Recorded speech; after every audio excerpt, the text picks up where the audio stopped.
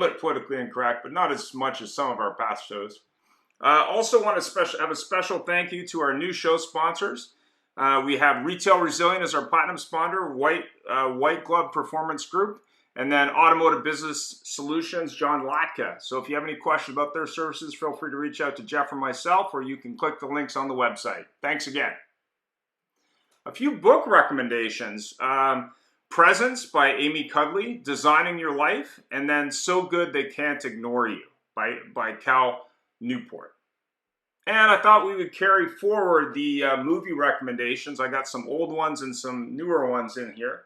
So Norma Ray, Up in the Air with George Clooney, Tommy Boy, and of course a classic in the car business, Gung Ho.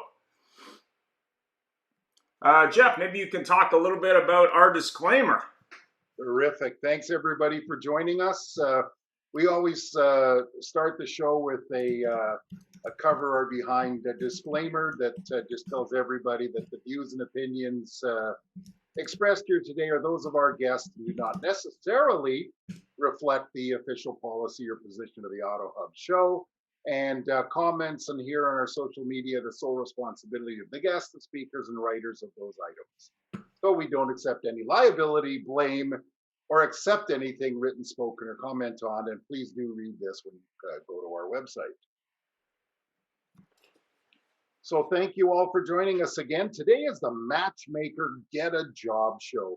It is a trending topic as we've come out of the, willingly, hopefully we're coming out of the pandemic. And today we have some very outstanding guests that are helping people, being the matchmaker, being the host of their own versions of the dating game. So again, we will, excuse me, move forward here with the introductions of our guests. We have, joining us today, we have Ian McEwen, the president of the Marcus Group in that very sprawling city of Toronto, Ontario, most likely Mississauga. Ian, can you take a moment and just introduce yourself to everybody, excuse me. I'm Ian McEwen. I'm president of Marcus Consultants in the Marcus Group. We've been in automotive recruiting for about 23 years. Interesting, I always ask the question of many of the candidates that I talk to, what the hell was wrong with you when you decided to get into the car business? And it's interesting, I got into the car business, because my first job out of university, Ford Motor Company decided to pay me the most money. But 23 years ago, I decided to start working for myself, making money for other people, and started to make money for me. I spent 20 years at Ford Motor Company, spent 4 years as the international director and general manager of Budget Rent-A-Car of Canada, and lived in Chicago for a couple of years running Speedy Auto Service. Relocated to Toronto in 1998 and started my automotive recruiting company, and I've had it ever since. So we specialize in basically 5 prime areas in the car business. First of all, people who make the cars, people who the distribution network of dealerships, the people who finance the cars, the people with technology, whose technology is utilized in automotive retail, and then looking after the customer after the car is sold. So it's after sales. So we have 5 silos that we recruit in. And that's us. That's it in a nutshell. Thank you. We appreciate you joining us. And we're actually thrilled because we have 3 people here today that are kind of competitors and take the same job, but there's enough people to go around. Secondly, we have Jordan Reese joining us from the fine Calgary, Alberta, Canada, who's the CEO of Auto Careers. Jordan, can you take a moment and introduce yourself, please? Yeah, absolutely. Hi, everyone. Glad to be here. My quick background, I chose to get into automotive, always a car enthusiast as a young kid. Went through the Georgian College Auto program, did a little bit of corporate with Lexus Canada, really didn't feel like that was my spot in life to be in a cubicle for the rest of my life. So I went retail with a Toyota dealership. and ultimately get into recruiting in 2012 with Auto Careers Group, which was already founded by my partner Fareed Ahmed,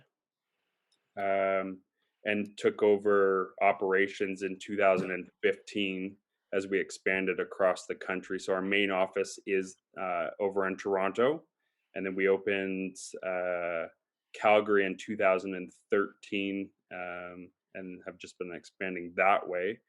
Our main focus is retail car dealers and suppliers to the industry. So finance companies, leasing companies, those things as well are in there. But we have been in operation since 2007. Terrific. Thank you again for joining us. Frankly, everybody, the real reason that we invited Jordan here is because we think he has a very little known Banksy art piece behind him, as they call the Zen frog. The Zen frog. And last but not least, we have joining us from Naples, Florida, I think, Scott Traynor, who's the national manager of USA and Canada Motor Jobs. Scott, thanks for joining us. Tell us a bit about yourself, please. Thanks for having me. Actually, currently right now, I'm back in Montreal. Don't ask me why I came back. I'm back up here for a few months. I will be going back down to Florida after. So basically, I came from the automotive business. I started at 19 years old. I worked at Toyota as a salesman, working my way all the way up. I finished my career directly in the dealers, working at a Mercedes-Benz dealer as a sales manager, one of the ones here in Montreal. At that point, I was approached by now my two business partners / bosses to come on board with them for USA Motor Jobs and Canada Motor Jobs. One of my business partners started I won't mention the name, one of the competitors here in Quebec about 15 years ago. And then he parted ways with them 5 years ago or so, started Canada Motor Jobs. And then 2 years ago, when I was approached, USA Motor Jobs was launched. So we're not a recruiter and agency, so I'm not exactly competition. These two guys can hash it out between each other. We're really here to change up the game. We're a portal where the job seekers and the employers connect in a whole new way. Fantastic. Cool. That's great. You know, it's a very trending topic, as we said earlier. People looking for work, people hiring. Hopefully, with the involvement of you people, we can get of you fine gentlemen. Excuse me. We can get some great people back in or into the car business. So, without further ado, Ian, can you please? Yeah, I mean, Jeff and I like to do obviously a really good job of the show, but also we've done a number of HR shows, and I just had a kind of an interesting question that sort of came to me last night as we were talking, which is we talk a lot to friends of ours in the business, but also unemployed friends of ours in the business, people looking for jobs, and we also have a lot of interactions with different headhunters, different recruiting companies, different dealerships, and also Sammy, who's on the call. She's been on the show before. And I hear a lot of talk from the recruiting side. It may not be specifically in the headhunting side about fit. I'm just curious if everyone could give me sort of their thoughts on how you would define fit, or more importantly, the perfect fit. And let's start with Ian. Fit.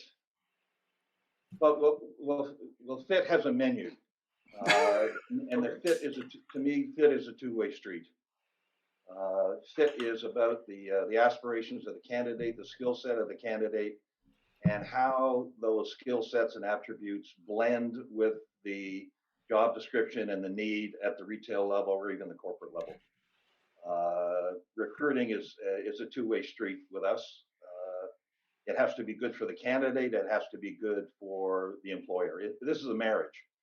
So once you're able to define the fit, the skill sets, and understand the job description and understand what the needs of the employer are, and be able to mesh those together, the success rate is going to be will be a good fit. The marriage will fit. Fantastic answer, Jordan Reese. Great points, Mr. McEwen. You know, people have for a long time talked about culture within dealerships, and that gets towards the fit of candidates going in there. And we like to find that DNA.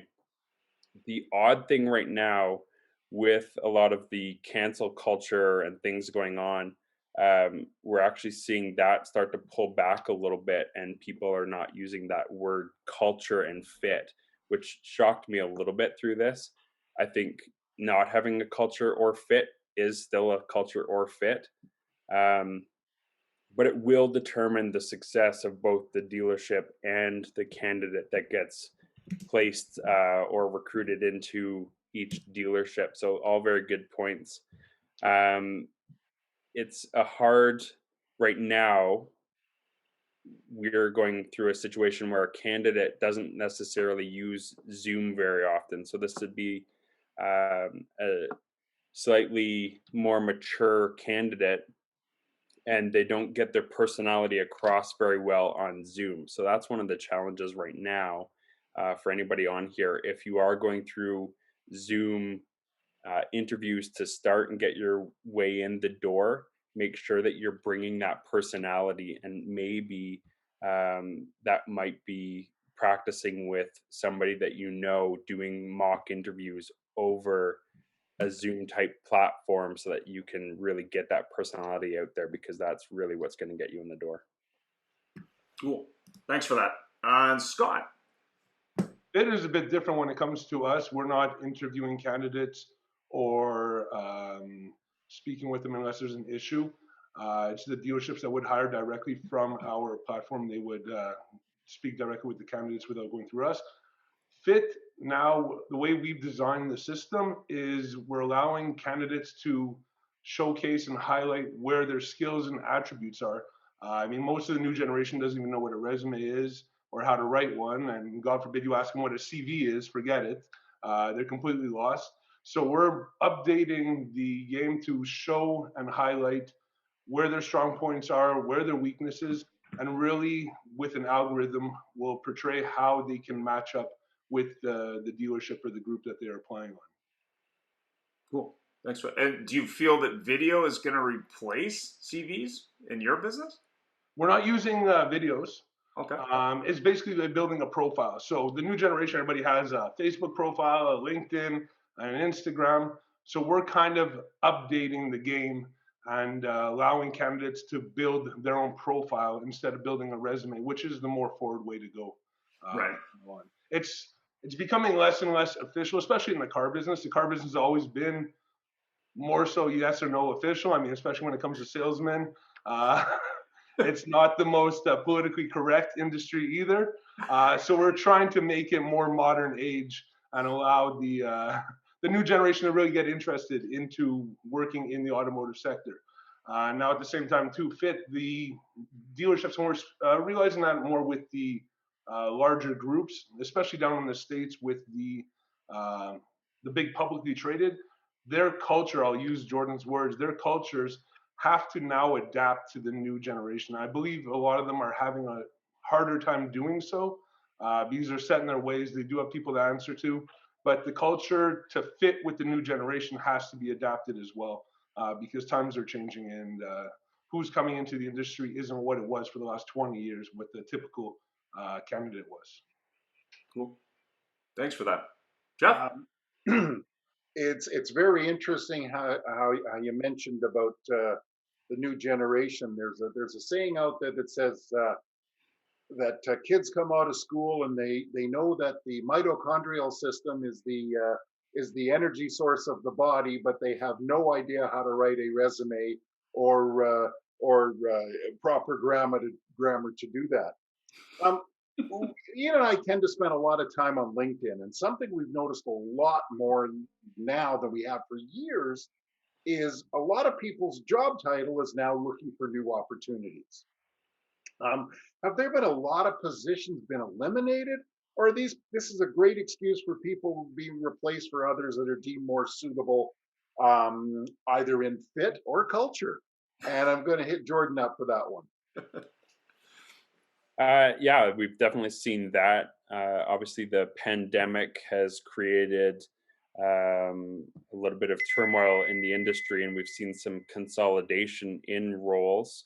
I think that will be short-lived, to be honest. For the most part, once the volume starts to come back and we get over some of these chip issues and inventory and all of those things, those roles will come back.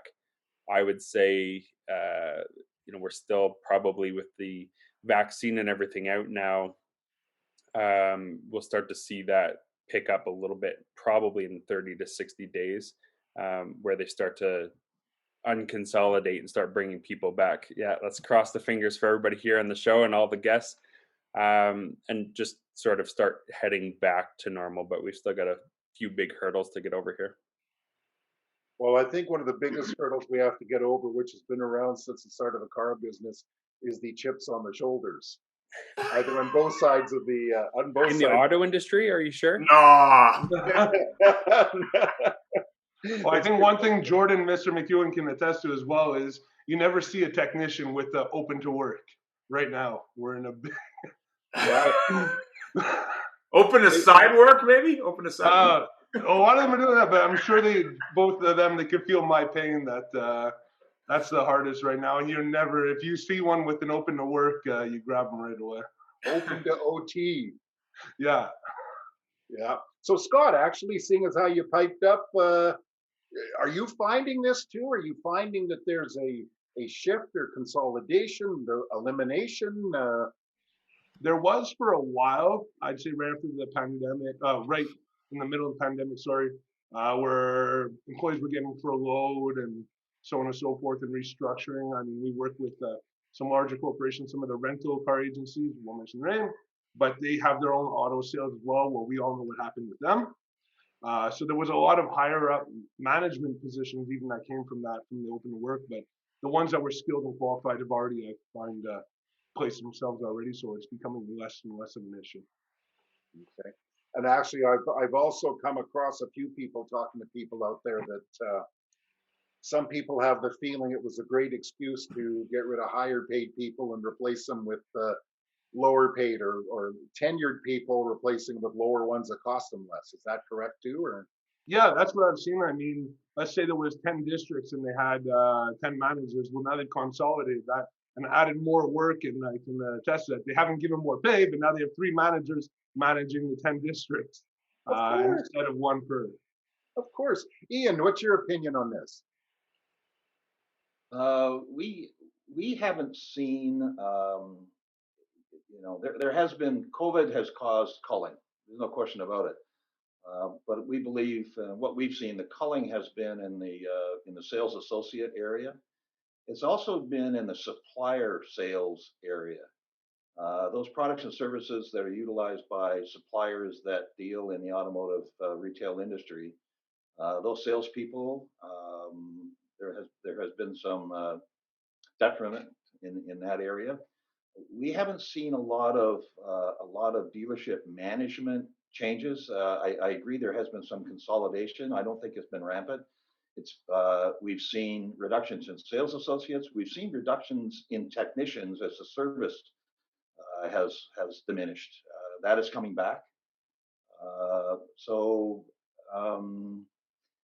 Some of the management changes have been the result from what we have seen in dealership consolidation, in buyer groups buying smaller dealerships.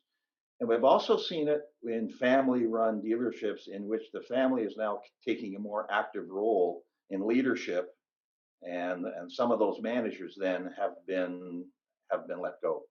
So that's where we've seen the changes. But overall, dealership management, we haven't seen a plethora of departures in that arena. Thank you, Ian. Yeah, what are the most important steps a prospective employee should take to present themselves to prospective employers to stand out in the crowd and be noticed? Does that differ for different departments or fields? And why don't we start with Ian?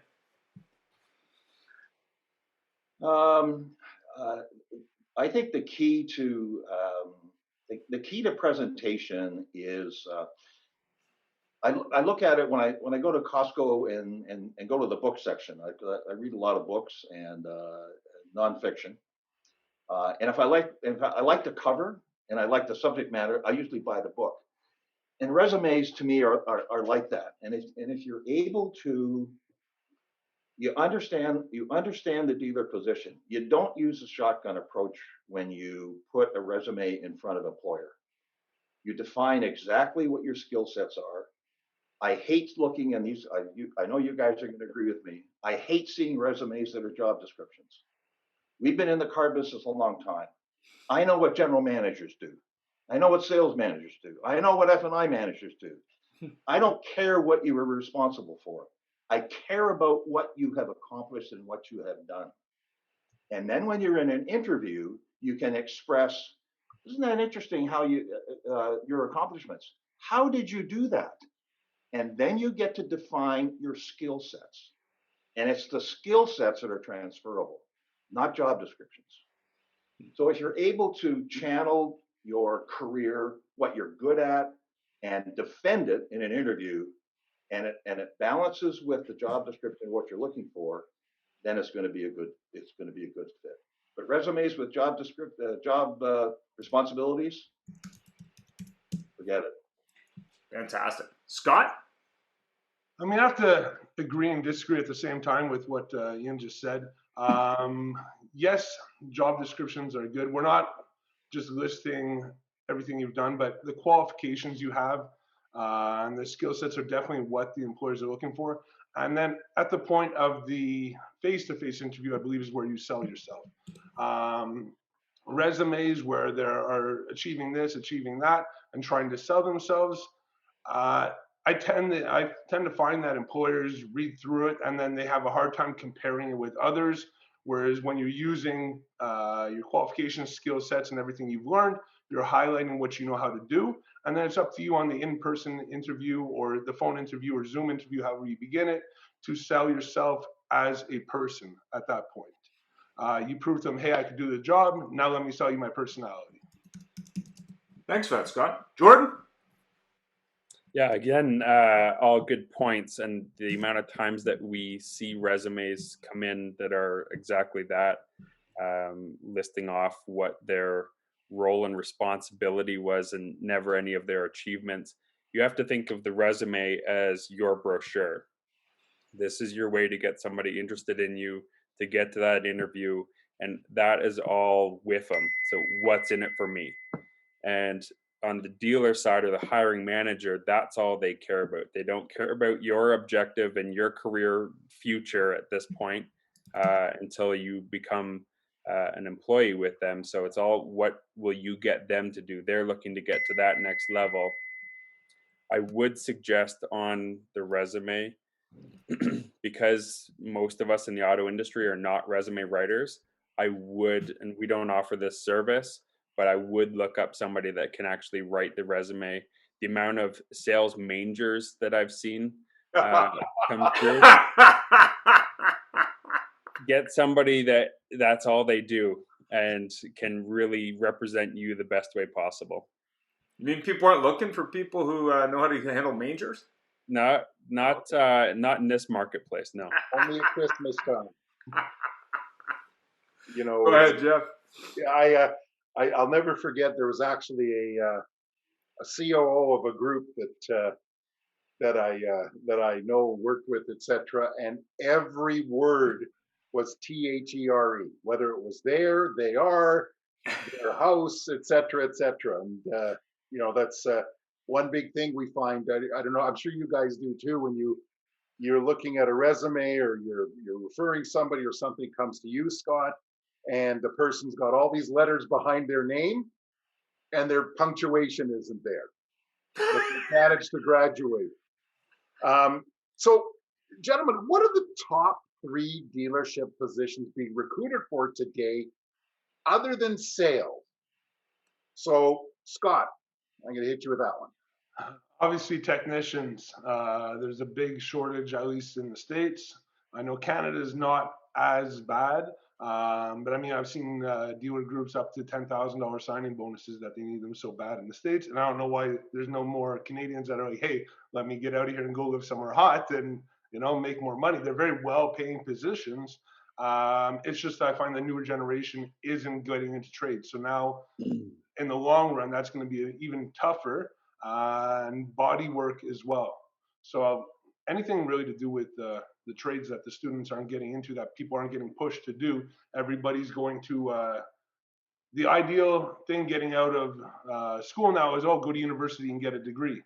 Everybody's forgot about the trades and said, hey, you know, I can make more money going to fix cars and get out of school with barely any debt, or I can go get a degree that's not going to bring me anywhere and have tons of student debt. So those are really the positions that are hardest to find now: body shop and technician.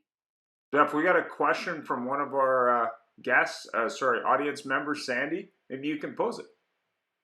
Sure. Well, Sandy, by the way, we're going to call you to dance in a few minutes. Sandy's question is you've all mentioned the younger generation, as very soon 70% of our workforce will be millennials who can't drive standard and Gen Z. What strategies are you employing to attract and help dealers retain? Ian, I'm going to hit you with that one and then ask you to answer the top 3 positions, please. You know, the young people out of Canadian Automobile, the Institute up in Barrie, university grads who are really interested in the automobile business. I think it's important to break down the industry in silos. Okay, you look at the auto industry. You look at the areas in which we all recruit in. You look at the people who make the cars. There's a huge number of automotive manufacturers that have employment opportunities. You look at auto finance, captive, non-captive, prime, subprime. There is a huge amount of money that's put into servicing the automotive retail, and huge companies that do that. You're looking at technology. It's mushrooming with respect to the applications. I mean, if you're running an automobile business and you don't have one of these, you're in trouble. So the technology that uses applications and software to communicate with consumers and operate a business, there is a whole industry in that area. The aftermarket and remarketing and the growth in remarketing, the grosses that are made in remarketing. There are companies that have huge divisions. So any young person who's looking at an opportunity, look at those areas: after sales warranty, the tire companies, the automotive service companies. And we all deal in those industries. So don't just look at getting a job at Porsche or Ford. Look at the other areas within the industry. Break down the silos. Cool. Terrific. It's actually very funny because you mentioned the Automotive Business School of Canada, and we out here in the West, we see very few people that have gone there. It's usually people from Southern Ontario that have decided to, especially in Vancouver, run away from the winters and the summers and stuff like that. And I've always wondered how dealers will spend money, like a $10,000 signing bonus. Brendan mentioned that earlier, or someone, or money to hire managers and get rid of them after 3 months and hire somebody else. Why wouldn't these large dealer groups just offer a scholarship for someone from here to go to the Automotive Business School of Canada? That boggles my mind. And actually, we have a good friend of the show that's actually the Western, one of their instructors based out on Vancouver Island. But Ian, I'll ask you the top 3 dealer positions being recruited for, in your opinion. You already asked Ian. You got to ask Jordan. Okay. What are the top 3 positions that you're coming across, other than sales? Sorry. Yeah. So, I mean, as you're mentioning, sales and techs, if you had them, you could place them all day long. For us, mostly right now, it's been sales management and fixed op, obviously. We saw a bit of a shift during the pandemic where everybody was after that young gun, fresh, maybe 1 or 2 years.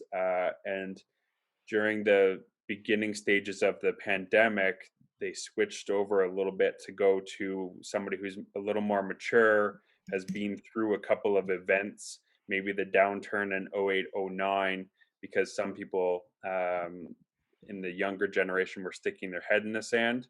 But I think it's kind of shifted back and balancing out a little bit. So, yeah, I think at the retail level, it's all management at the moment. I think I'm going to touch. Sorry, Leaders. Jeff and Ian. I'm gonna pipe in here again. The question was, what strategies are you employing to attract the dealers to retain? And I wanted to touch on that because we are, to answer that more clearly, I don't believe there was an answer. What are we doing to do it? From the other guest was we are implicating ourselves more with foundations. We are working with, somebody mentioned scholarships. We are working with foundations that are providing scholarships. They're trying to get the newer generation in. We are working with foundations that are working with returning veterans. There's many veterans that are coming back, especially in the States, that are very skilled laborers, but they don't know what to do. So we are bringing them interested in the automotive industry. A lot of them have the manual skill set and they don't know what to do when they get back. A lot of people aren't informed as well that they can make a career out of all this, and it's almost a recession-proof career. I'm talking about technicians right now. We're working with different prison systems for nonviolent offenders. They're coming out with skill sets. Some of them even have auto mechanics courses in there. So we're really trying to implicate ourselves in the community and to find the people and let them know about the automotive industry. We're doing car shows as well. We're doing school visits to really let people know that there is a future in the automotive industry and to bring them in for long term. I have a question about that because we had a show about that retention. And one of the ideas that came up during the show was, what if you had some sort of retirement plan as a dealer for someone who's maybe made it past 90 days as a retention tool? I'm just curious as to what the thoughts were. And I got a couple questions from the audience as well, but maybe Scott, you could start on that. See what you think. The retention, well, that's basically where the signing bonuses are coming in. We're seeing those more and more, especially in the States. They're not paid out when you're hired. There is terms and conditions to getting it. Some of them is 6 months, some of them is a year. As simple as that. Jordan? Sorry. Yeah, no, I'd agree with Scott on that, actually. Cool. 100%. Ian? I'm going to go back to the 3 jobs. Interesting that you eliminated sales associates, which are to me the most critical what people are looking for.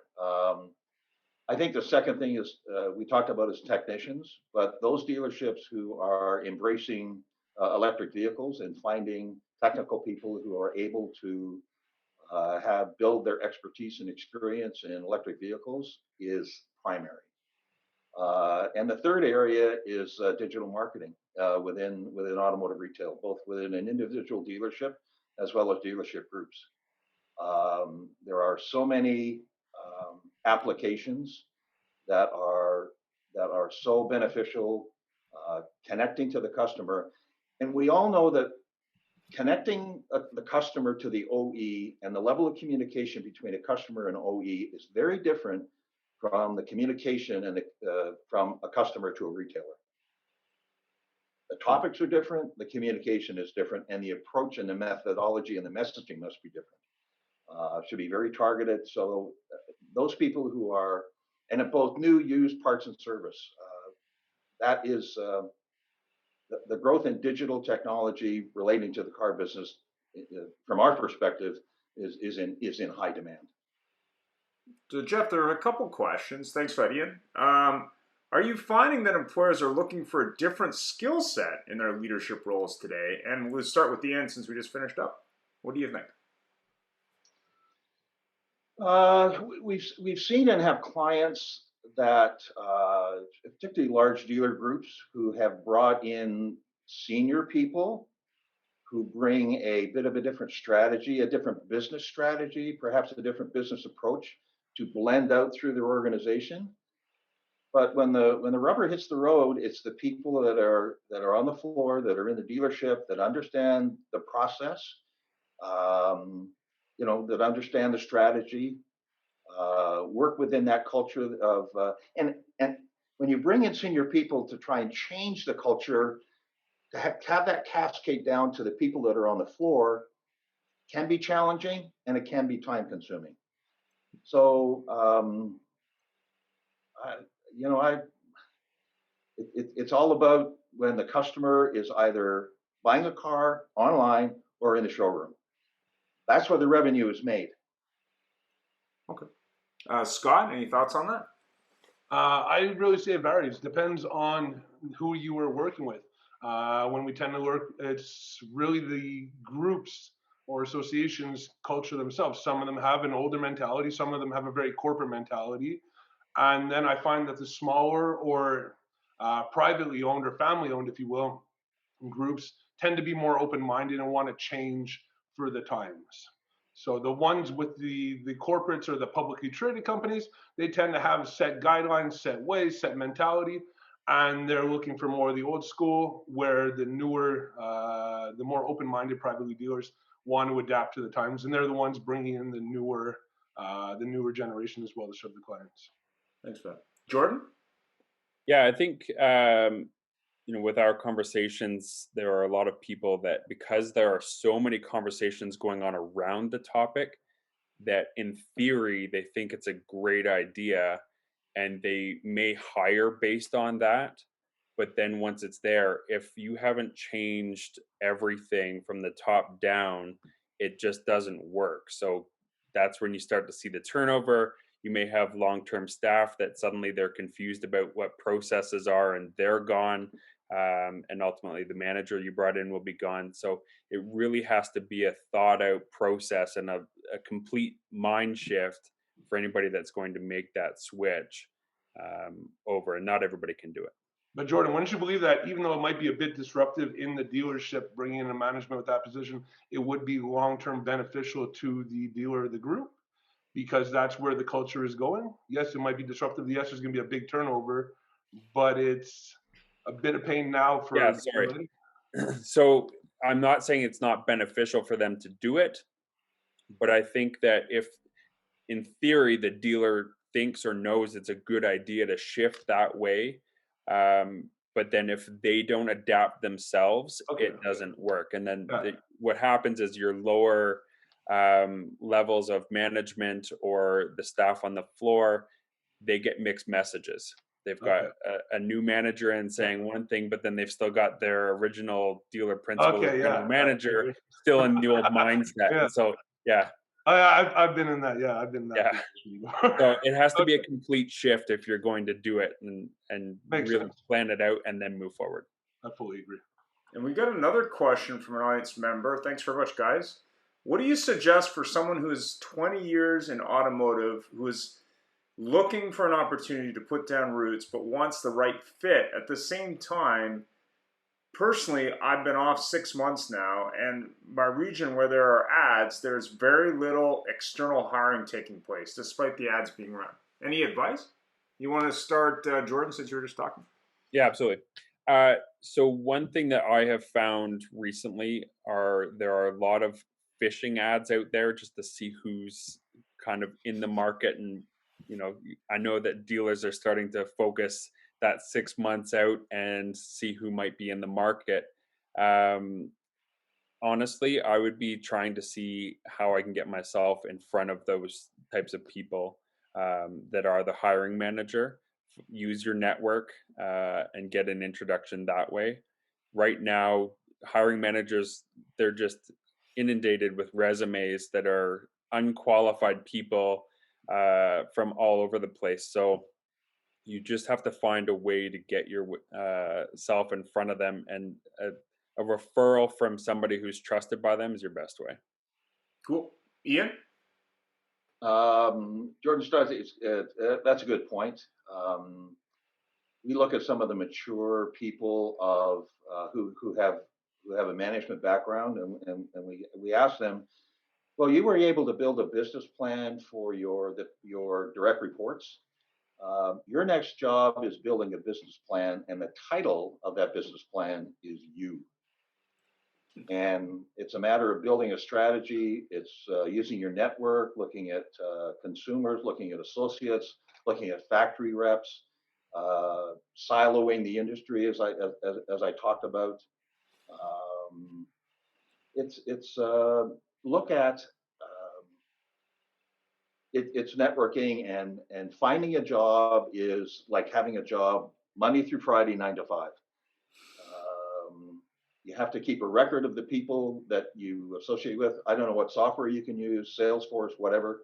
But when you identify the people that you contact, the phone numbers, the email addresses, the level of communication, whether it's by phone, whether it's by cover letter, whether it's by can I stop by and have a cup of coffee? I'd like to talk to you about some industry issues that I need some more feedback, whether it's a telephone call.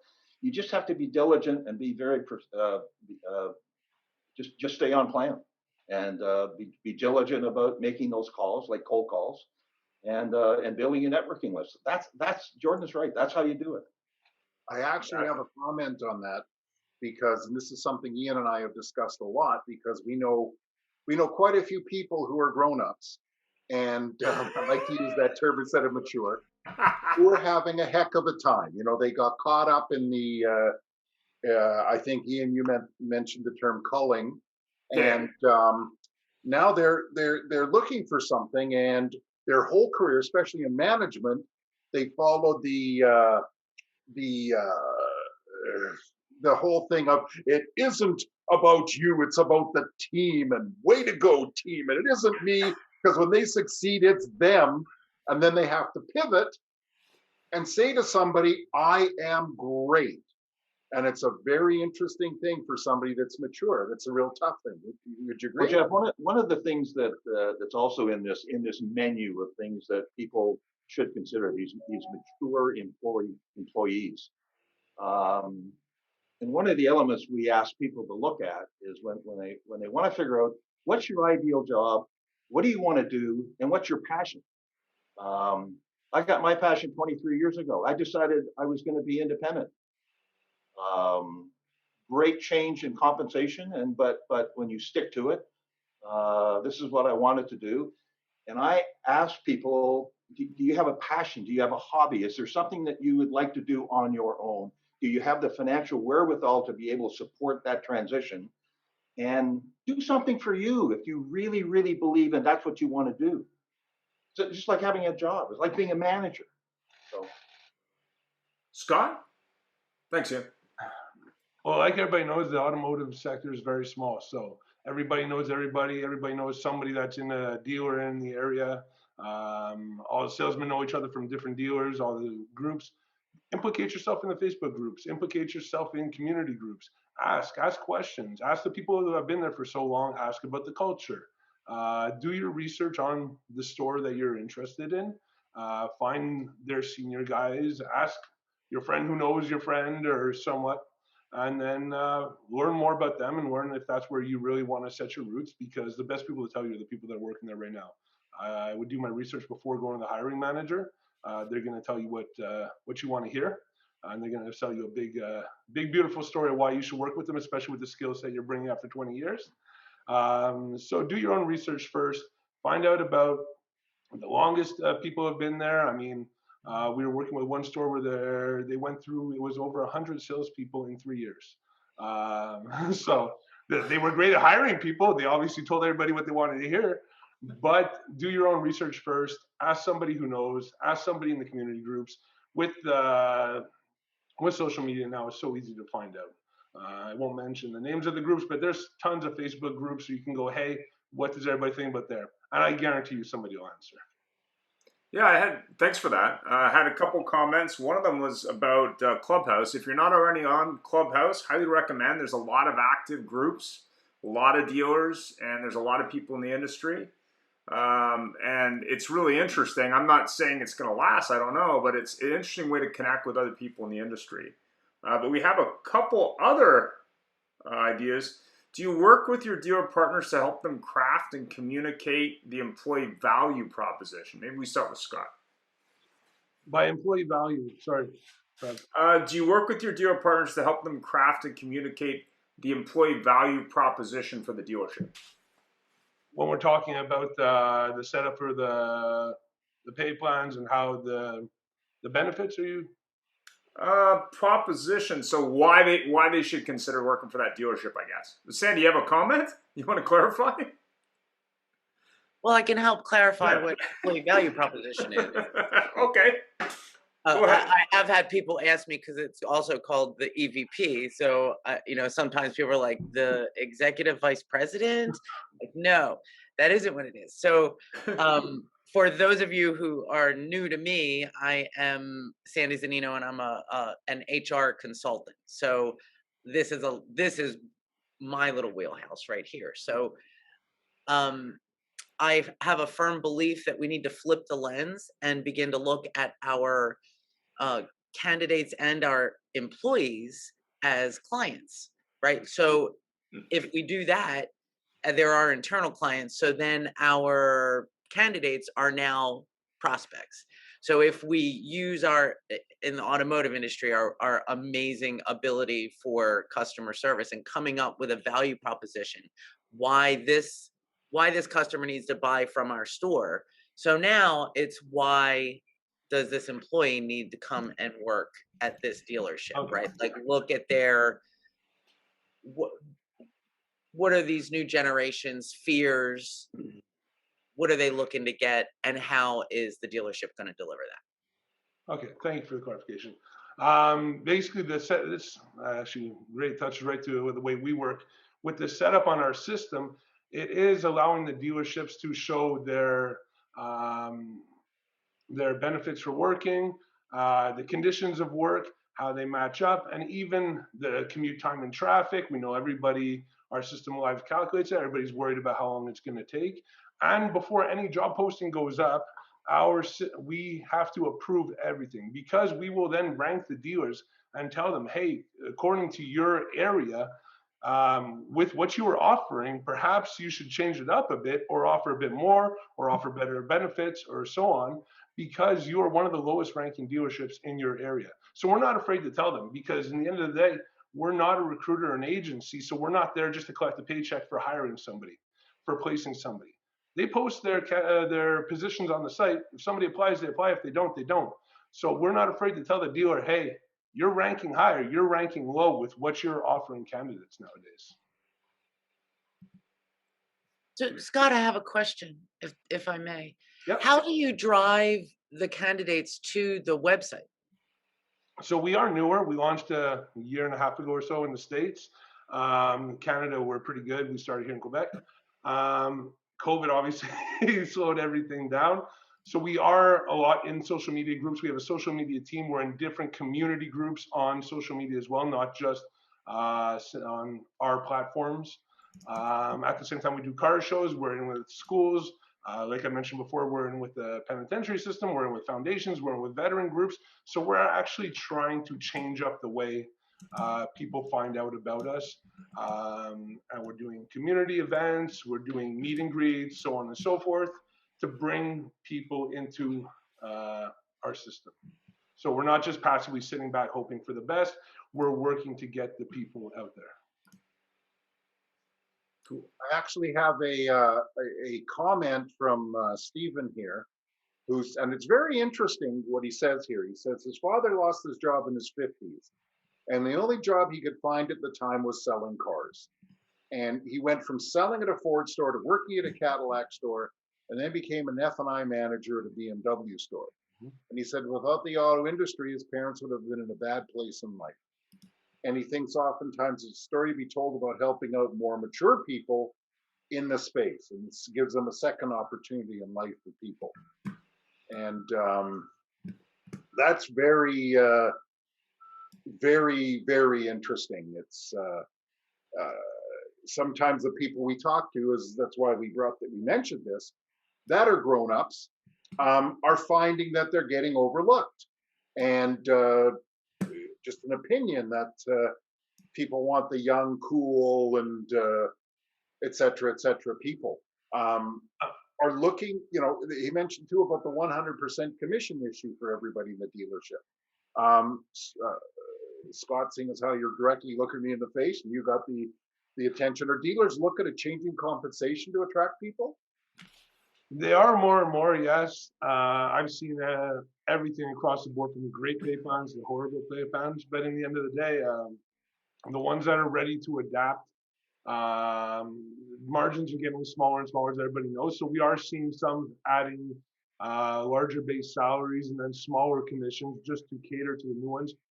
When you're looking at groups such as Tesla or others, they're working on flat fees often a lot as well. They're just getting paid per vehicle. So it's really turning into a customer service industry. There's always going to be the sales aspect. There's always going to be the ones making big money, but then you have others. I always like to say the new generation doesn't know how to sell as well as our generation did, but they're great in customer service.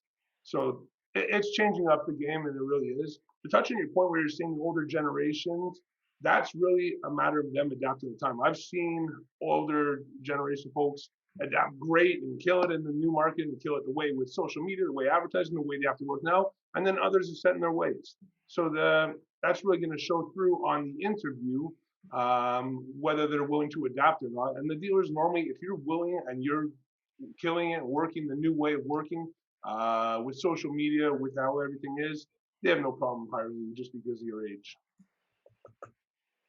Definitely check out the Old Dogs versus Young Guns show for some illustrations on that point. Yeah. Ian, maybe you have some thoughts on that?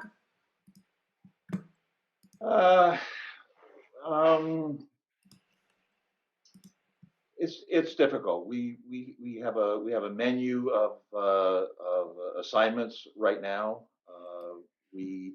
As we deliver appropriate candidates to our clients, we see a movement towards kind of the younger, ambitious managers. You look at a situation with the mature people. It depends on their background. It depends on their title. It depends on with whom they have worked. And sometimes they ask the question, well, I've got 15 years experience or 20 years experience. And the comment is, no, you have 1 year experience 20 times. And our clients today are looking for dynamic, progressive team players, good vitality, bring high level of interest, high degree of technology, being tech savvy, being able to build relationships, consultative selling. That's what it's all about today.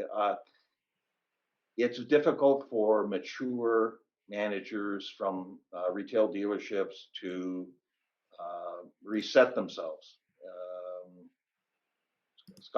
We all bring up good points. Scott brings up a good point. So it's not easy, but if you're targeted and you are able to communicate exactly what your skill sets are and deliver it, it's easier. With strong networking, it's a whole package. Thanks. Jordan? Yeah, again, all good points. And Ian, like you're talking about with skill set, the one thing I noticed with the mature candidates, they're used to tracking their own performance and not waiting for that report to come in. So if you are a sales manager, GSM, knowing all of your numbers, closing ratios, pump in, pump out, everything that's going on and how you're going to overcome those things. That's where I do enjoy having the conversations with the mature candidates, because they typically do know those things. They've been taught to track those. And the challenge with the mature is, are they tech savvy? Are they on social media? Are they doing those things and keeping their skills upgraded? Like Ian said about you have 20 years experience, but it's really 1 year, 20 times. What have you learned during that 20 years, and how can you portray that out to the world, that you have kept up with all of those things that are going on in such a social world? Fantastic. And Jeff, insensitive to time, maybe we can start with a round of final comments, maybe some advice for people that are trying to change their career or upgrade their career, or just looking for something. I don't know what your thoughts are. Go ahead. Me? Yeah. Well, you know what? You're the only guy. No, go ahead. No. I'm the resident old guy. It's the best. What's the best way for somebody to contact somebody to help them find a job? Really, that's the bottom line. Somebody that's mature, they're kind of getting the feeling that maybe they're being overlooked. What would you recommend? I know, Ian, you mentioned this, McEwen. You mentioned this earlier. Get in front of people. That is the best bet. Again, this is it's a target from my perspective for a candidate. It's a targeted approach. Using a shotgun approach. Just putting an ad on the internet or on your social media or on your own website, and you get flooded with people, and you shake your head and you look, says, well, why? I'm not even going to waste my time to read it. So it really is. It's got to be focused. It has to be targeted. And when you do the research, not only with what you're good at, but what the employer is looking at, I go back to the fit. This employment in this industry, with any industry, is a two-way street. It's got to make sense for the employer, and it's got to make sense for the candidate. And you've got to work at understanding where all the touch points are, where everything is blended together. And you do that with solid research, understanding of the company, do the research of the company, do the research on the interviewer, find out who's going to interview you, and do some research on the company and the people. Is this the kind of company you want to work for? And you can put your best foot forward, that your skill sets will marry up with exactly what they're looking for, and you can communicate it correctly. So. Yeah, sure. By all means, it's a tough thing, I mean, you feel the frustration of people out there, and I like, Jordan, your comment that you think it's all gonna change back again as we open up and get busier and get real chips instead of the shoulder chips. So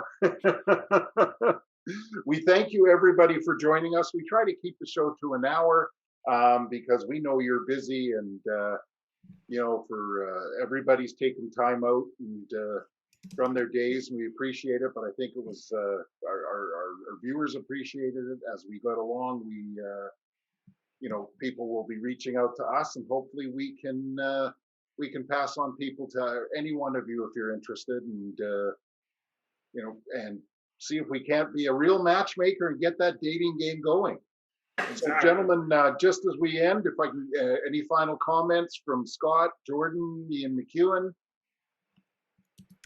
Oh, well, thank you guys for having us. I know we are newer to the game, but we are here to change it up. So I just want everybody to experience the new way of connecting in the automotive industry, either on CanadaMotorJobs.com or USAMotorJobs.com. We're quickly coming. Our app is launching on both platforms, and expect a lot more from us in the future. That's great. Thank you so much. Jordan, anything else? Yeah, no, just thank you for having us on here, and it was a great conversation. And we don't right now get to see everybody, so it's really good to be here. Yeah, well, it's funny. It's the big joke, of course, of Zoom interviews is, are they wearing pants? And Ian McEwen, I've got to tell you something. I picked up something great from you today, and that is the fact that we see these ads in the paper, we send in a resume, and then we go, I hope I can, but we forget that the employer is getting 60, 70, 80, 100 applications. And I mean, you guys, obviously, my daughter works for the city of Vancouver as a recruiter. And, I'm scared she's going to get a hairline like me from pulling her hair out at so many. And it is true that you've got to stand out, Ian. I think that's just a terrific thing. And, I know when I was managing stores, I hate to say it, as much as it pissed me off that somebody would just walk in and say they want to meet you, I'd always force myself to get off my desk because I tried to not have that infamous chip on my shoulder and walk out and say hello. And you don't know how many times somebody just really impressed the heck out of me in that first 15 seconds that I said, hey, come in and sit down.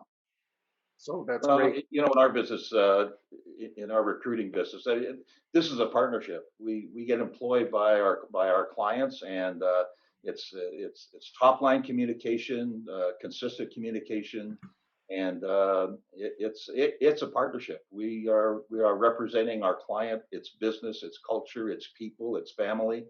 So we try hard to really understand those elements within our clients and how we're representing them, and be able to communicate that with properly to our candidates. So it's we enjoy the partnership. Great. Well, my final comment is what's really nice with people who are like yourselves, who are centered around the car industry, you understand people that have oil in their veins. And because the one biggest complaint I hear from people that get contacted by someone not in the industry is that the recruiter contacts them, talks to them, and then they never hear back from them. They never get an email. They never get a reply. So we all know how, basically people in the car business are relationship people, even text. So with that, we will thank you all, our viewers. We appreciate it. Our loyal sponsors, John and Barry and Gail, and wait for next week. Another great show. Please tell your friends. With that, good day. Stay safe and take care. Bye-bye. Thank you very much.